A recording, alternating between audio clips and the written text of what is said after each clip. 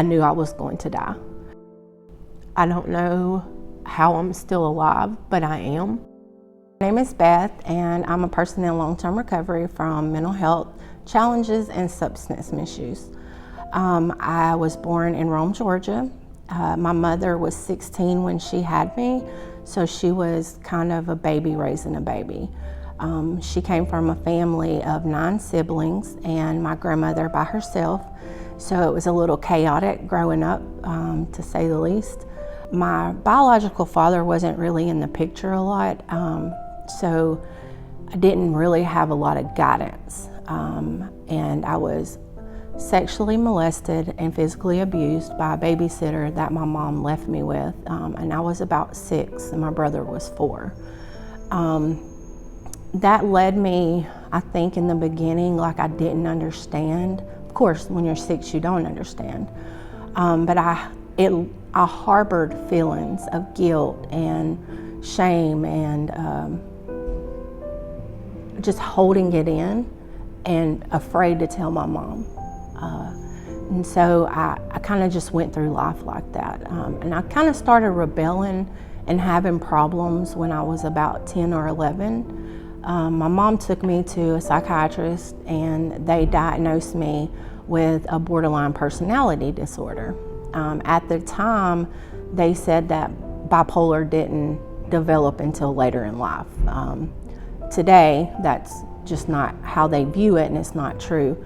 So by the age of 13, I was in and out of crisis stabilizations, youth detention centers, mental health facilities, the whole 9 yards. I was there. My mother actually called in the Department of Children and Youth Services because she couldn't manage or control me.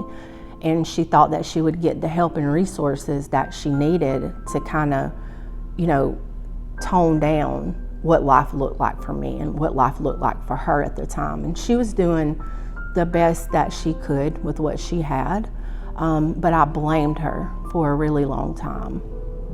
And I harbored a lot of resentment towards her. I started using marijuana and drinking when I was about 15. That's what substance misuse looked like for me. And I went straight to hard drugs by the age of 16. I was using cocaine, pills, and I just wanted what was inside of me to go away. Like I had a lot of noise in my head and I had a lot of feelings that I didn't know, I didn't understand, I didn't know what to do with.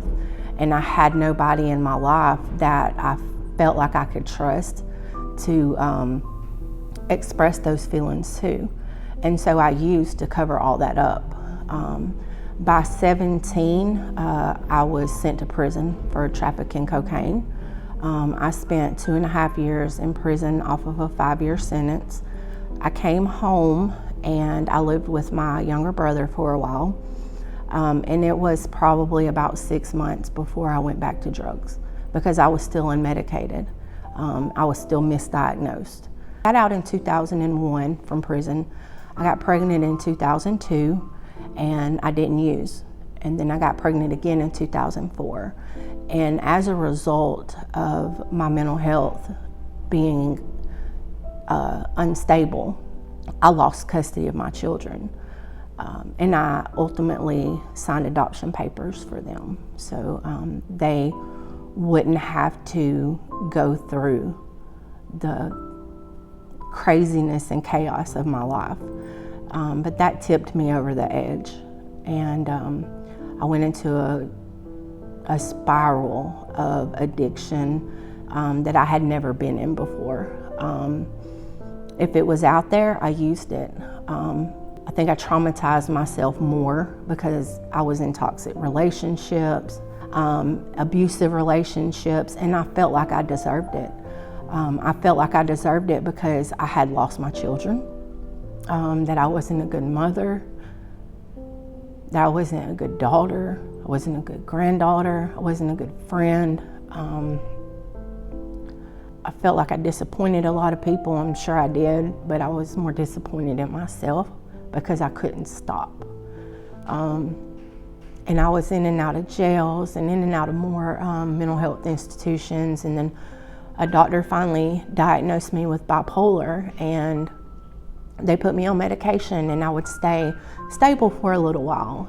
And I would be like, oh, I'm feeling great. And I would come off the medication. And then when I would come off the medication, I would go back to using in a short period of time. And every time I went back to using, I just got caught in, it was like a cycle. And it's like a never ending, like vicious ball that spirals, and you know, you can't stop it. You don't know how to stop it. I overdosed in 2017, and I died once on the way to the hospital and once in the emergency room. Narcan saved my life. It brought me out of the overdose long enough for them to get me to the emergency room. I was in ICU for about a week after that, and my family came. And I remember my mom telling me that that was the most selfish thing that I could ever do, was die and leave my family to clear up the wreckage of my past. I felt that in my soul. But you know what I did when I got out of the hospital? I went right back to using. Because even though I felt that, and I was hurt by that, and I wanted my life to get better, I wanted to change, but I didn't know how to do it. The only thing I had ever had accountability for was jails, institutions, and almost death, you know. So I didn't know that there were resources. No one had ever offered them to me. So I used for about a year and a half after my overdose in 2017. In 2019, I went to jail for multiple felonies. I was homeless at the time because that's what life had led me to. So I was like pillar to post, living wherever I could, like I was a shell of a person. I was dead inside. I was estranged from my family, and I was just in a dark, hopeless pit. But when I went to jail, the drugs got out of my system long enough, and my head cleared, like a moment of clarity, and I was like, I cannot live my life the way I've been living my life. I don't care what I have to do. And I remember calling my mom and her telling me that she wasn't going to bond me out of jail, that she was glad to know where I was at, and that she didn't have to worry about the phone ringing every night for her to come identify my body. It hurts me to think about the pain that I put my family through. But I stayed in jail for 3 months. There was a lady from Living Proof Recovery named Amy that came to the jail to do like a weekly peer-run group. And I got into her class, and that was the beginning of my life changing. They had a recovery residence for women returning, and reintegrating into society. And I wanted it. I wanted it so bad. And I applied for that program 8 times. 8 times I was denied. But I kept applying and I kept applying. And I wouldn't give up. I just knew it didn't matter what I had to do at that point. I just knew that I was not going to get out of jail and go back to the life I had been living. There was no way. Something deep inside me, rooted inside me, I really wanted to live. And for so long I didn't. And so that little hope, that little spark that Amy instilled in me that my life could change, and that she was a person in long-term recovery, and that she had been in recovery for 16 years, and I had never seen that before. And she was happy, and she was joyous, and she was supportive, and I was like, oh my God, this is like an angel on earth. But when they denied me, I said, look, can you get me the numbers, the addresses to anybody in the state of Georgia, outside the state of Georgia, just get me whatever I need so I can write these people and call these people and try to get in somewhere, just somewhere. It doesn't matter where, I need to be somewhere. And I remember going to class, it was like 2 weeks after, she told me, I'm sorry. I remember her reaching out her hand to me and she said, I'm sorry, but this isn't the right fit for you. And God, I cried. I cried for a good 24 hours. And then I bounced back and I was like, I don't care what I have to do. Just help me get somewhere. And I was writing and I was calling and I was all these people and I was hounding them. Please give me a bed. Please give me a bed. Please give me a chance. And Amy came back to class about 2 weeks later and she said, she called me to the side and she said, we have a bed for you at next door if you still want it.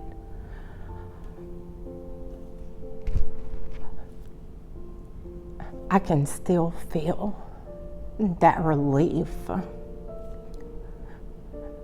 And I knew that with that chance, it didn't matter what I had to do. I was going to do what it took because everybody was against me. I had about 2 people at that program that had voted for me to come there. And sometimes, it takes what it takes, they say. And at first I wanted the change, but then I was like, oh, you don't think I can do this? You don't think I can make it? I'll show you.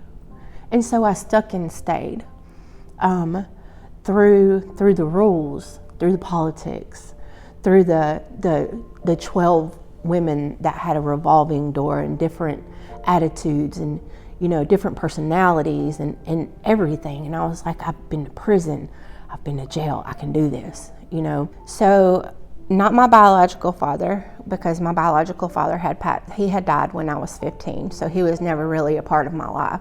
But my brother's dad was my father figure. And he is a person in long-term recovery. He's been sober for 32 years, and he is active in AA and is still active in AA.